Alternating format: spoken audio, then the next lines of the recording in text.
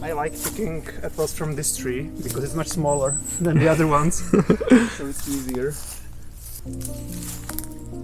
They are a little bit wet, and you're not supposed to pick them when they're wet, because then they are missing some layer. Protective layer, something like that. But we don't have a choice because we are here only at weekends, and every weekend the weather is ugly. Yeah. And we like this tree because this is a different kind, these green yellowish ones, so that's nice.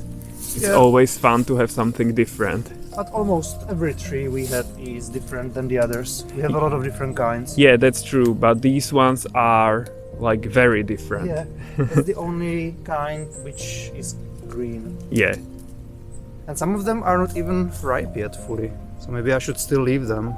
This kind gets ripe the last from the trees we have. Yeah, pretty late in the year. Yeah, it's interesting that it's already the end of October and some of them are still not ripe. Yeah. We have no idea what kind it is because it was already here and there are so many different kinds, varieties, that we have no idea. It's amazing that all the trees are so full of apples. Apples are very constant.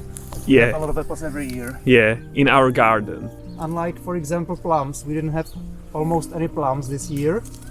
Just a handful to taste them raw, but we didn't have enough to dehydrate them or do anything else with them. But last year we had a lot of them. And then people say that they need some time to regenerate. So one year you have plums, the other one you don't. So we can see that. Yeah, it's like a resting year for some fruits. They need it. But our apples don't need rest, it seems. Yeah. So far. Honey, the sun is trying to peek out of the clouds, out of the fog. Oh yeah. Looks like the moon. Do you believe a miracle is going to happen? No, not here. But it looks promising. Oh, we'll see. I was looking at satellite data and it's sunny close by to where we are. So we are like on the edge of the fog and there is a chance that the fog will disappear and it will get sunny. Look at that. Tommy found these chestnuts under our chestnut tree, which is amazing because they totally look ripe or totally okay. They look pollinated. Yes, yes. In the previous years, there were, you know, the outer shells, the prickly ones, very prickly, where chestnuts should be, but they weren't pollinated because you need more chestnut trees in the area. And we only had one. But this year, there is one little one that we planted, and maybe that helped, but it's a small one. Yeah, and I don't remember any flowers or There blossoms. were like one little tiny, So maybe it did help. maybe. So it's interesting that there are these chestnuts. And that's not all. We got these mushrooms from our neighbor. These ones are edible. You can put them in soups, but you need to cook them for at least 30 minutes. Otherwise, it wouldn't be the best for your digestive system. They could be a little bit poisonous. Oh, okay. Yeah. I thought they were chewy. No, a little poisonous when not cooked properly. And they grow on the trees, like in between our properties, ours and our neighbors. So that's interesting. In the end, we shook off all the chestnuts off the tree, and there are quite a lot of them. Look, I mean, for our standards, not enormous amounts, but it's cool. It's always so exciting to have something new. And in the end, we have this many chestnuts. Guys, I found the mushrooms here on our side as well. So it's not on the trees, but there are roots of the trees underneath it or remnants of the trees. But these ones are old, so they are not good. We are not going to eat these ones. And I found a group here as well. Hopefully it's them, and these ones are young. So it's interesting to have mushrooms on your own property. Yeah, it's interesting. And I found them by accident because I was just walking here and they were totally hidden in the grass like this. Like, no, and I stepped on them. And I was like, oh my god, this is different. And yeah, mushrooms are here. Are you gonna destroy them? Should I? That's what our neighbor was doing, because they can spread onto healthy trees and then the trees will die. Okay, look, here is another group totally in the grass. Yeah. Maybe they're everywhere. Maybe we should mow the grass. Yeah, we should, because it's so wet in the grass, even though it wasn't raining much, but it's still drizzling, there is dew in the morning and everything, so the grass is wet constantly. And that's the reason why we haven't mowed it yet. Yeah, that's true, we are waiting for some dry weather, but that only happens when we are not here. Maybe I should stay here and just do it during the week. We'll see. Okay, so I'm going to pick them or destroy them, but where should I throw them? Into the trash, I guess. Into the trash. But I'm sure there are more of them hidden here in the grass. Yeah, So it's a big garden. it's a big garden. Oh my god, guys, people are working. On Sunday. Yeah, on a Sunday. This is a Sunday, and on Sundays you shouldn't make noise. But it looks like people don't care.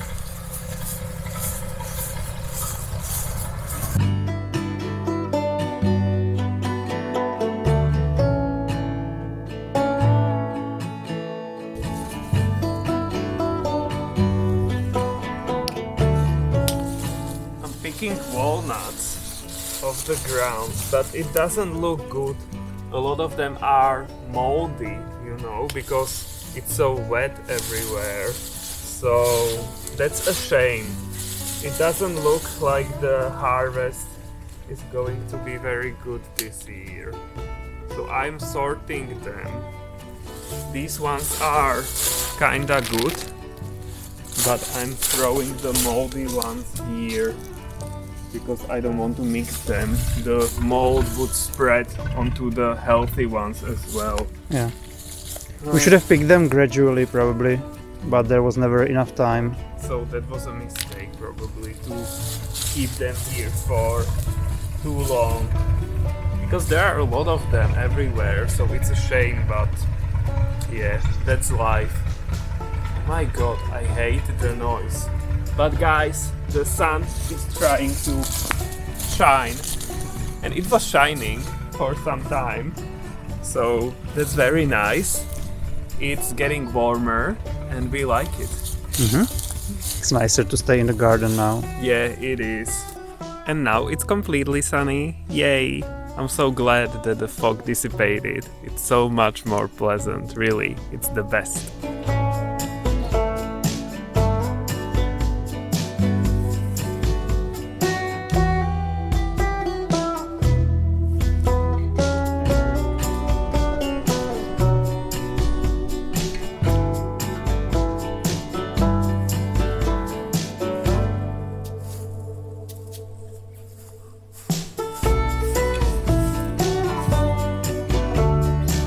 It's always difficult to leave, not just emotionally, but there's always a lot of things to harvest.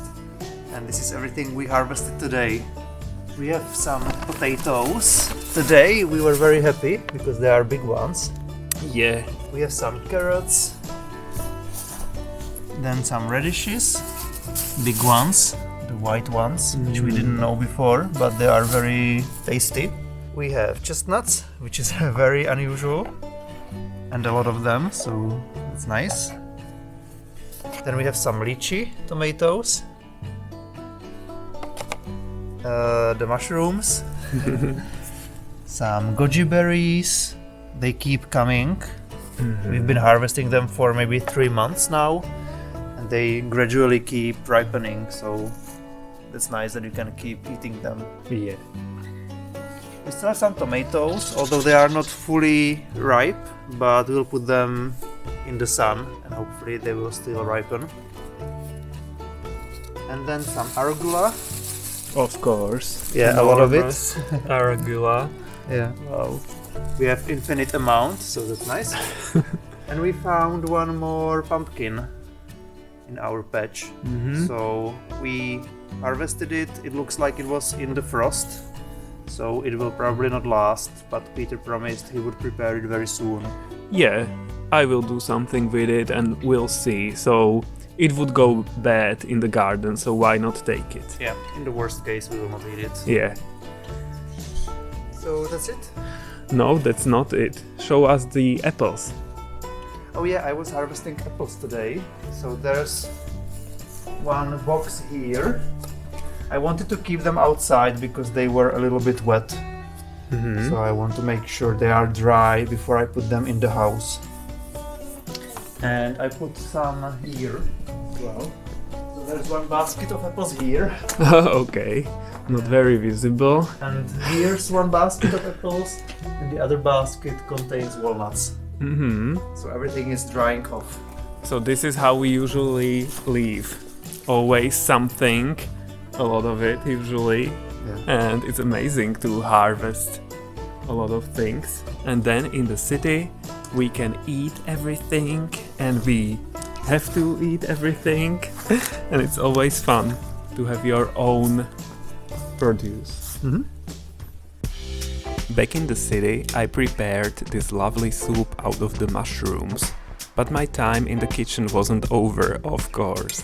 We picked these chestnuts a few days ago and they got more brown, and I'm going to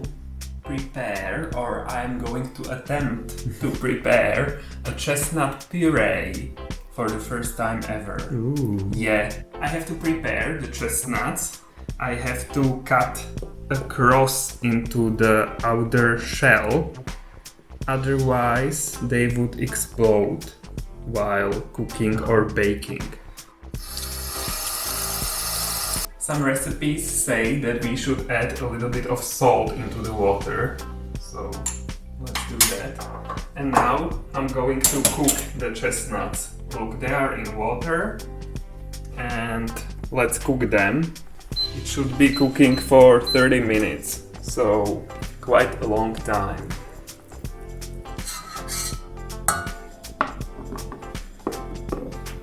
You are supposed to peel the chestnuts while they are hot, so it's not the best. Must be very pleasant. Yeah, very pleasant. They are so hot, but otherwise it wouldn't go. You shouldn't let them get cold. And it's going nicely.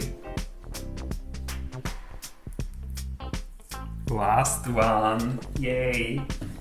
It went well, and look how many chestnuts we have. Wow. I love it. Let me weigh it. Almost 500 grams, but 120 is the bowl, so 380. But for free, and we were expecting 0. Yes, it's so amazing to have our own chestnut harvest. I love it. It's so unusual. I'm going to add a bit of butter now. 37 grams to be precise. 10% of the weight of the chestnuts, right? Yeah. But we can adjust the taste and everything. It's not like it has to be like that. It has to be like that. That's what the recipe says. Okay. And the same amount of sugar. And the last thing we need is rum. We have here, but this is too little, honey. Oh, But we have one more bottle. Luckily. thank God. Yeah, thank God. We need 2 tablespoons. Or maybe less, because they have more chestnuts. 1.5. You would like more, but That's Yeah. not what the recipe says. I'm sure more rum wouldn't hurt.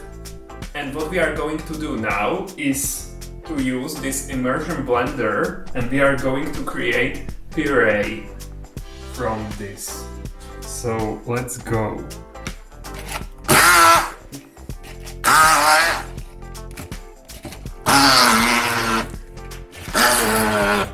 I feel like I'm going to destroy the blender. It's not going very well. Oh my god. I thought this would be easier. In the end, I added a bit of water and it goes so much easier. So yeah, add a little bit of water and then everything is okay. Or we should have added more rum. That was it. That was the fatal mistake. Yeah. Let me taste this.